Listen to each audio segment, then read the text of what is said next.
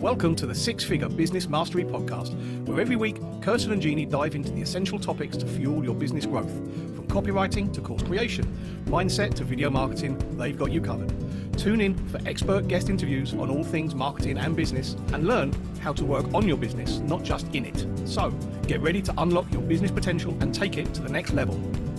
Is your business fueling your legacy or just your lifestyle? That's what we're going to talk about on the podcast today. And we are excited to have Monica Garcia Duggal.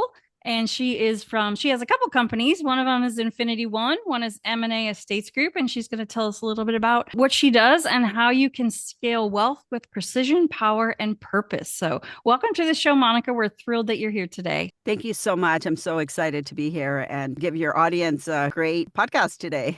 Awesome. They love that, right? Good, valuable information. I'm always dying to know what got you into the business that you're in. What made you so passionate about helping entrepreneurs build their wealth? Where did that start? Great question. I love this question. It actually started when I was a kid. It's the weirdest thing, right? My mom was an entrepreneur and all her friends were entrepreneurs. They were all very successful. And so I was always learning about, a business here, a business there, and about customer service and just sales, like investing your money in getting interest. I was just a little kid. So I thought, everybody's an entrepreneur. That's what women do. They start their businesses. So that started then when I was a little kid. But then I wanted to go to law school. And so what ended up happening is I went into investment banking in San Francisco and I just fell in love with it. And I'm like, forget about law school. I want to go get my MBA and do the business stuff. So I did end up in investment banking. And then I went out and I just started doing the entrepreneur stuff, which I think that was like really just in my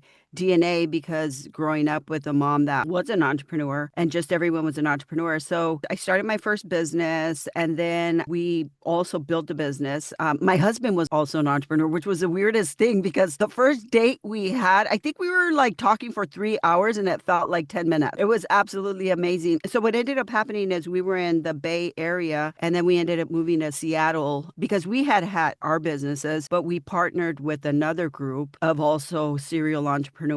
And so we ended up working in a company, building a company for 16 years, and we sold it. So we exited that company and it was absolutely amazing. Throughout that time as well, I was also consulting to other entrepreneurs just because it was so much, it's fun. When you grow up with this and your parents are doing it, it's just kind of part of your DNA. So you're just excited about people's ideas and you can do it. I think the biggest part for me is when people are so excited about their ideas and when people are excited about starting their businesses. That's just very exciting. And I think it may be from my mom, just like, that business could go up there. Like, you see, I told you about that business. And so I think that kind of just resonates so well with me. So I think that's how I got really started in being an entrepreneur. You're very lucky because Jeanne and I both come from families that were not entrepreneurial and it's a different road for sure. So you had a great advantage and you should be very proud of your mom for giving that to you. That's awesome. No, 100%. Yes, you're 100% right. And the funny thing about it is that, I thought women are business owners, right? They're business people. And I didn't know any of this stuff, but until I got into corporate America, women can't do this or that. And it was the funniest thing because I was like at the table,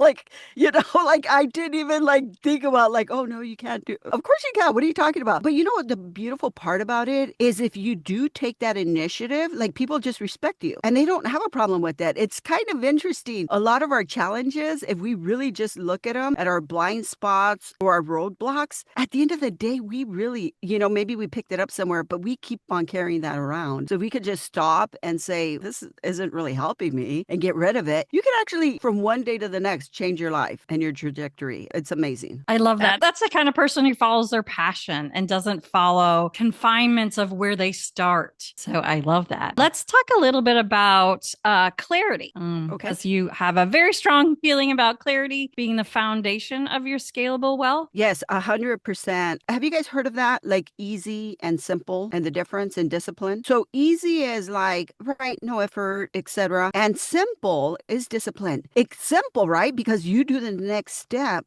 but it's not easy, right? Sometimes doing the simple stuff is not easy, and that's discipline. But the other side of that is if you can say, okay, I'm going to do the simple thing, which is the next step. It's not easy, but you stay focused and you're like, I'm going to get my result by doing this simple next step. The reality, right? Because what we do is we have all this self-talk like, oh my God, if you're a perfectionist, like, it's just not good enough. Or what if, the client rejects me or whatever. And it's like, just do the next step. The simple step, it's not easy. You're right. The client may reject you or you may fail, but whatever. Don't worry about it because guess what? If you do the next step, you're going to get to where you want to go. You will get there. You will get there, right? And so I just feel that clarity then, if we think about clarity, you have 100%, right? Let's say there's a thing of 100%. 20% of what you do gets you really all the results. So 80% of what you're doing are just distractions and things that you actually don't need. If you have that clarity, and the clarity is not easy to come by. The clarity takes time for you to go and sit at a coffee shop or go to breakfast early before at a beautiful hotel before anybody else is there. Get a little seat somewhere out of everybody's way. Take your notebook and then start writing out what is it that I'm doing now? Where is it that I want to go? And just really start getting rid of that 80%. That really is just a distraction. It's busy work. Really?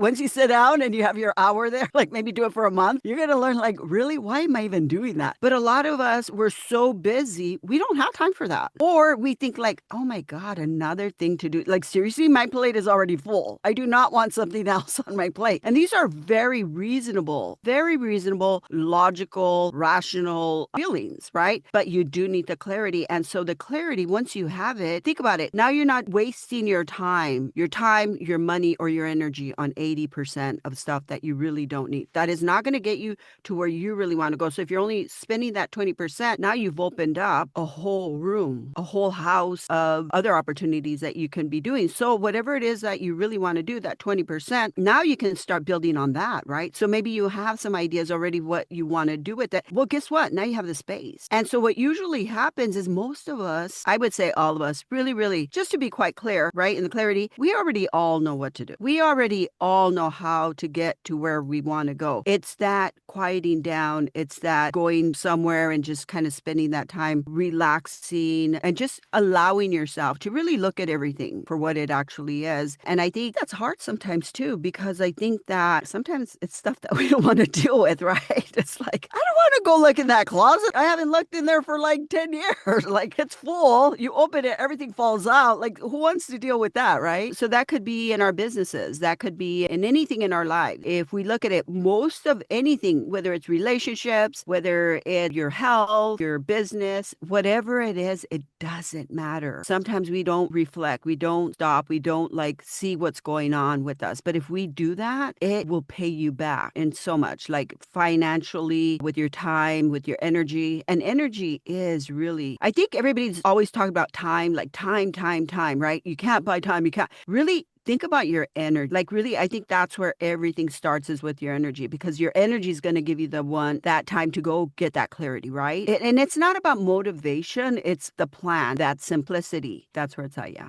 Yeah, we have a friend that always says clarity equals velocity, right? When you have clarity, you can get where you want to go really, really quickly because like you said, you sit down, you write up the steps and you stop doing all the stuff you shouldn't be doing because it's not moving the needle. So I love that. But I also, let's explore this whole thing about energy because I do feel like you're right. As business owners, having that energy to achieve the things that we want to achieve, or sometimes try to figure out how to achieve them because as our goals get bigger, sometimes we don't always know the next steps. So how does energy play into that the way you think about it? I really love that's an amazing question. And I love the way you're just framing that because that is like actionable. So think about this. That's reality, right? When you're growing, and I think these are reasons that people don't grow because you're right. There's all the unknowns. And so it doesn't matter if you're just starting out or if you're already, at this level, right? Like you're already a billionaire or whatever. It doesn't matter. The reality, anytime you're starting something new, guess what? It's new. You're learning. So it's almost like you're back to square one. And so the only thing that differentiates somebody that's actually getting a whole bunch of stuff done to somebody that's not is the person that's getting all the stuff done and is reaching their goals is allowing all of that, whatever, the fear or the anxious or whatever it is to the brain and the body. Oh my gosh, I don't want to do that. It's going to take so much energy. That is the only thing that we really have to override. The more successful you are, you do more breath work, you do more meditation, right? You do these things so you can handle that thing that's telling you, no, no more.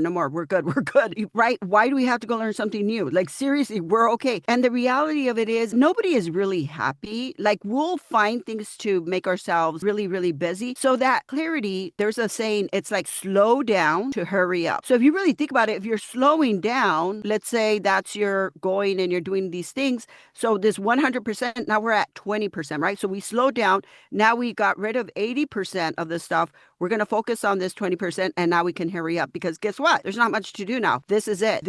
And then that's it. That action that you're taking does build momentum, right? The inertia. There's a whole bunch of other stuff there. And then it does give you energy. And I'll tell you why. Because now you're not dealing with 80% of stuff that you really, at the end of the day, right? You go to bed and you're like, whoa, I was so busy, but I didn't get anything done. We've all been there. And it's funny because I've been thinking a lot about the concept of consumption versus creating. As business owners, we should spend 80% of our time creating and only about 20% of our time consuming. But business owners have it the wrong way around, right? They spend 80% of their time listening to podcasts. Not that we don't want you guys to listen to our podcasts, but, watching TV, watching YouTube videos, reading the next book, listening to the next book, going to the next conference, taking the next class. And the reality is they're not spending time creating. And so when we think about that, if I spend 20 minutes learning or consuming content, I need to spend 80 minutes creating content now. And I think that was a big shift for me to kind of come to that conclusion because I love a good book,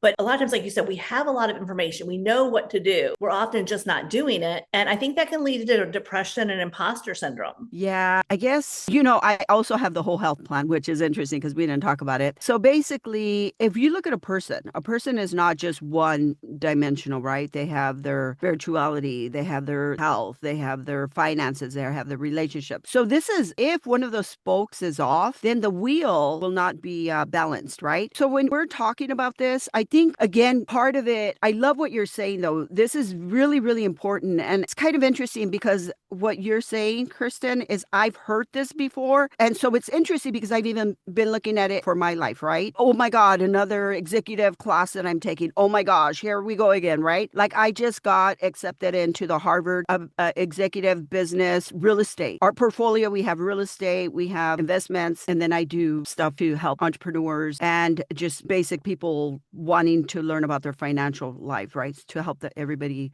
do better. So I've been going through this. This is really, I'm loving that you're bringing it up because it's so, like, I literally just got the email that I got accepted to it. So I'm really thinking about it because I have another class that I have to go do, which I do mergers and acquisitions as well. And so I'm really thinking about that. I'm thinking about, like, are you getting stuff done? What is all this? Is this busy work or is it actually going to produce something, right? Because at the end of the day, isn't that all an investment, right? It's an investment of your time, your money, your energy, 100%. So the way I like to think about it, and really curious a little bit, if you look at these big boulders, there was this thing where there was this jar. And so somebody put all of the sand in and then they put the rocks and then they tried to put the big boulders and the boulders didn't actually fit, right? So the idea is that you have to pick your boulders. What is your goal? What are your goals? So you pick those big boulders, whatever it is, with any part of your life that is very, very important. Right? And so let's say you have 4 or 5. You put those in first. After those, then you put rocks in. So you put all the rocks in, and then after that, the sand. And guess what? Everything fits. So I think one of the things that you're talking about is that clarity. We're going back to the clarity again, right? If that is what is really in there, right? Because if you are just taking classes, but there's no real end goal, or if you're watching another podcast, at the end of the day, you're right. That would be hard and it would get depressing because it's like, there's no wins. I am not like making more real revenue. I'm not getting closer to where I need to go. So I think that part of it is you really have to get that clarity. And so for me, when I think about the real estate stuff, I don't know if you guys know, but I'm also a $1 billion business coach because I study billionaires. Like I don't try to reinvent the wheel, like whatever, somebody's successful. I just do what they do. Like I'm not trying to create anything new here. So the point that I'm trying to make is that you really really have to think about what it is that you want. So getting back to like, should I even do the real estate class at Harvard? Well, I'm growing and I'm doing really well, by the way. I don't even have to work anymore, but I want to because I love it. I love to be here talking to you guys. This is amazing, right? This is like somebody going to a social hour at a party or something. We're communicating. We're having a good time here. I love this. So then I have to also think about the real estate stuff. I will have to grow. I will have to have some expertise there because I can hire people to do stuff. And that's the other thing, is that some of these things also get expensive. If you are really just forking out the money to go and listen to this, like when are you making money? When are you actually, and I think that's maybe what leads to the problem. It may be what leads to people being depressed because they're like, why is this not working for me? Why is this not working for me, right? And the reality of it is, remember, if we go to the easy and the simple and the discipline, right? And so I think those are the conversations that you have to have. And almost those are the contracts that you have to have with yourself. So maybe carve out some time. I want to do this. I want to do that. But make a schedule. When it's on your schedule, do it. When it's not, don't do it. And don't worry about the results. You keep on that process. And then in a quarter or a half a year or a year, you're going to hit some of your goals.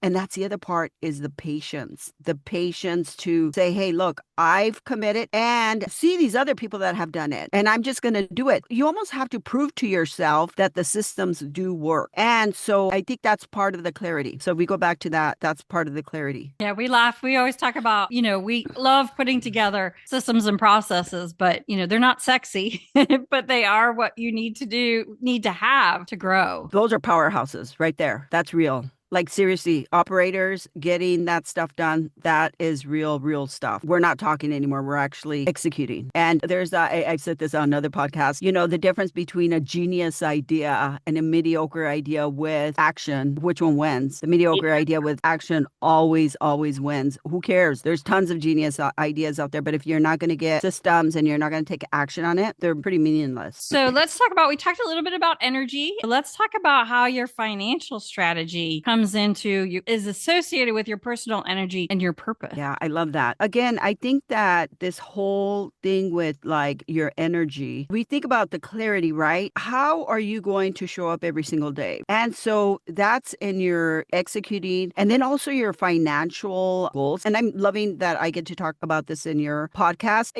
Sometimes when we're very practical people, it's hard to just allow ourselves to say, okay, I want to make this money, or I want to do this, or I want to do that. And sometimes I forget what I was listening to. I was listening to somebody and they were have you guys ever heard of the expression of just throwing spaghetti against the wall and see what catches? Well, I literally think that that's good for people to do with financial. Throw numbers, however much you think that you want to make, just put it out there and start playing around with that, because I think that a lot of people do not allow themselves to do that. And I'll tell you what, even for me, like a long time ago when I was talking about billionaires or whatever, like there would be some people that I would talk to and they'd be like, there was a one coach that I got and I was telling her about that, my interest to like eventually get to that level. And she's like, well, you know what? I have a billionaire friend and he's not very happy. And I'm like, and you're not my coach anymore. Like, how is that helpful? Like, how are you helping me? Like, do you even realize that you're doing that? But, now I've been doing this now for 10 years on that trajectory. So now for me, I'm like the $1 billion business coach, but it took a long time to get that. And I think that people really have to allow themselves to do that. Let's push it. Okay, in 5 years, I want to be here, and kind of make yourself a bit uncomfortable. If it's not uncomfortable, you're not putting your numbers high enough. And, sometimes we do want that. And it's almost like I took a class and they were talking about Tinkerbell. So they were these 4 quadrants. So the first quadrant is like Tinkerbell, like just all of your ideas. The second quadrant, we're starting to scale down a little bit, right? The third quadrant, even more. And then the fourth quadrant, that's where we create our systems and our standard operating procedures. And then at that point, we have something really solid. But sometimes we just go to the solid logic and correlations and all of the scientific evidence. And even as entrepreneurs, we really should start at the Tinkerbell one. And sometimes sometimes people don't want to do that because they're like, oh my God, that's so like unrealistic. Well, guess what? That's how people get really, really, really wealthy is you have to be unrealistic. You have to see things how other people are never going to see them. If that's what your thing is, that's where you want to go. If that's what you want, allow yourself to do that. So that also fuels your energy. And there is something to be said on that. What I would like to say about that with your energy is just pretend that it is possible. Like just pretend that this is like a game that you're playing. Like there's this board. Because I think, especially for people that are very scientific or, very logical, sometimes it's hard for them to kind of let their minds do this. Even my husband, I'll tell you, even my husband, he's like, this hurts my head. So it would be like, hey, just pretend. Hey, what if it was possible? Let's pretend we're playing a game and we have to make this much. Like, how would we do it? You guys seriously try that sometimes? Like, play around with that and pretend it's a game and say, okay, this, do a really high number in terms of real revenue is what I have to get. And pretend, like it's just your little fantasy world. Whatever you could do to get there, try it. It's fun. It's a fun game, and you'll actually surprise yourself on how you can actually come up with really, real cool things that are real. Awesome. Awesome. I love that. Yeah, that's a great exercise that anybody can do. Anybody can do it. And I think the game, the playing, because think about it, when we were kids, like nobody, right? It's all the stuff that we learn as we get older, right? Like, oh, don't do this. But when we're kids, we're curious. We're looking at like the worm on the floor, the flowers and the petals or whatever. We're just exploring. We're curious, we're building whatever it is that we think we want to do, right? We do that as kids. Unfortunately, we lose a lot of that stuff. But Jeff Bezos always talks about like, hey, be curious, stay curious. And think about it. You can just live a really beautiful, long life just being curious. Really, at some point, you don't even need any money. It's just like life is curious, right? But guess what? You make a lot of money and you're curious. How much more fun is that? I just think like just bringing some fun energy into your finances, bringing some fun energy into your work, into everything. And I think that's one thing that we do lose because sometimes we're just so hard on ourselves. Like, oh my God, I didn't meet that. Or, oh, I didn't get that done. It's almost like we have to like think that in a year and 5 years and 10 years, none of that in 20 years, at some point, a lot of these little things are not going to matter. So we can just keep that into perspective. Think about like athletes, like amazing athletes. When they're playing, it's like something great or something not great. It doesn't matter. They get back intentional. What's the next? And as entrepreneurs, we have to do that as well. And then also learn how to celebrate all your wins, your small wins, because I know that there's like these Olympians and then they get the gold medal and they're like, is this it?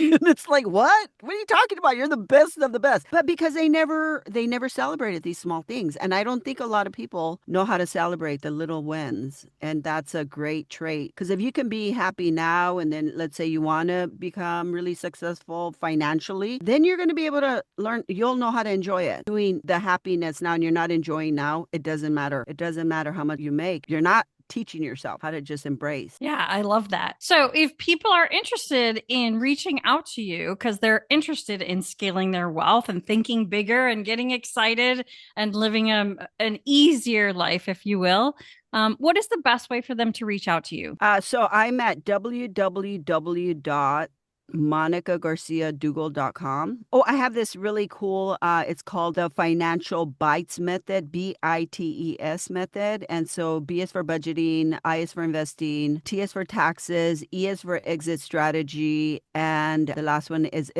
for systems, standard operating procedures. And all of these things are so important for businesses, and not even just for businesses, even for like just individuals with your whole financial life. Yep. Individuals need to take care of their finances too, even if they're not entrepreneurs. Yeah, exactly. And anyone. I really love it because I have 30 years worth of financial experience. So I was like, I got this poster board and I was like, what are all the pieces of finance? And so that's what I came up. Oh, and there's also debt. If you have business, you can have debt. And so you can actually use it, to scale. And so these are all, I don't know, maybe some of your businesses already, some of your audience may already be interested in that as well.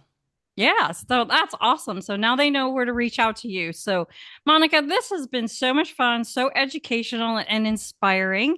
We're just grateful that you're on our podcast today. Thank you for joining us. Thank you so much. It was a joy. I really, really appreciate you inviting me. Thank you. Thanks for listening to the Six Figure Business Mastery Podcast.